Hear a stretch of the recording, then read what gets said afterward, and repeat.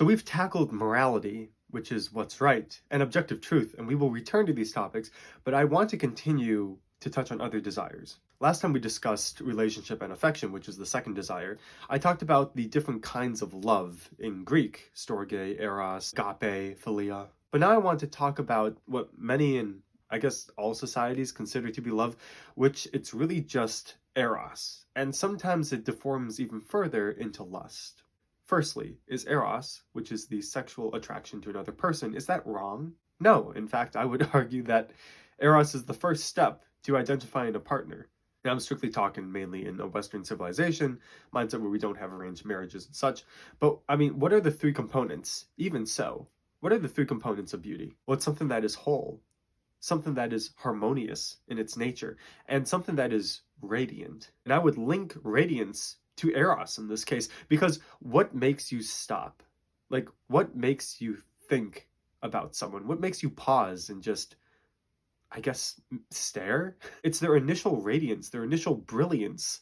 I mean, literally brightness. It's that attraction, that eros that causes you to ponder on them. And it's only if you take time to think about them will you ever be able to determine if they are whole or are they harmonious in this context, which in this context is you. Will they be a complementary partner to you? And will you be a complementary partner to them? Now, why is eros so fleeting? Because we are all that, we're all that dog that yells squirrel, and gets, oh, where is it? Something or someone else can just easily capture our attention, which is why a relationship built purely on eros just doesn't work. There needs to be more than just radiance to a person. They need to be whole or complete. I mean, how many times do people say, you're my other half? I mean, that's not a healthy way of looking at a relationship. Because what happens if that person leaves? I mean, you are left weak, demolished, handicapped. And if you're relying on them to be whole, I mean, that's a lot of... Have you ever thought about this? Like, if my girlfriend ever said, like I was her other half, that's like a lot of responsibility, guys. Like that's a lot of weight on my shoulders. Like I'm just one person. I don't know if I can always complete someone else. But if you become whole first, if you're not a half, if you are complete first, before you meet someone else, and they are also whole, the magical thing about marriage is that the two become one. Now, mathematically, it makes no sense, but we're not dealing with mathematics. Because when two complete, whole people come together, they can't become one without that harmonious shared nature. Because any two halves can make a whole. That's not special. Literally, any two halves can make a whole. But two can only become one if they both can harmoniously share that space.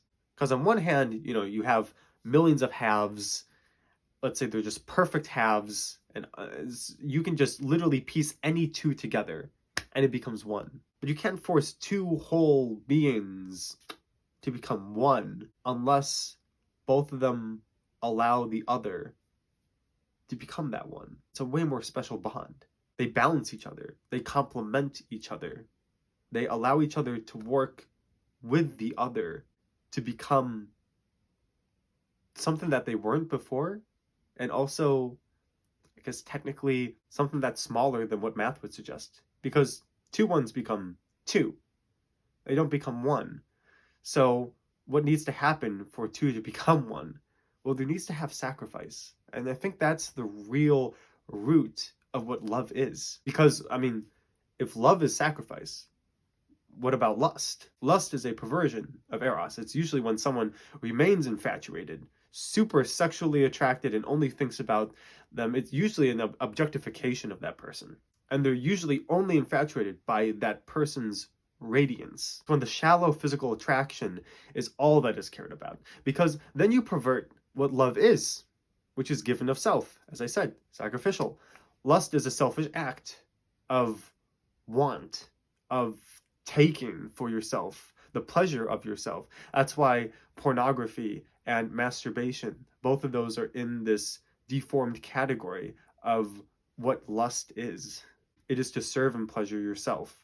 not another person. In love, there are two that care about each other completely. Lust is once again the two halves coming together, needing to feel completed by the other, leeching off of the other to feel satisfied. But once that lustful moment is gone, whether it's a quick hookup or a makeout session or something like that, you return to being a half again, because all you can do as a half is take, take, take, because you need another half to make you whole. But when you are whole and you meet another whole being, and this is what I was getting at before, all you can do is give, give, give to become one. Agape, remember that perfect love is sacrificial.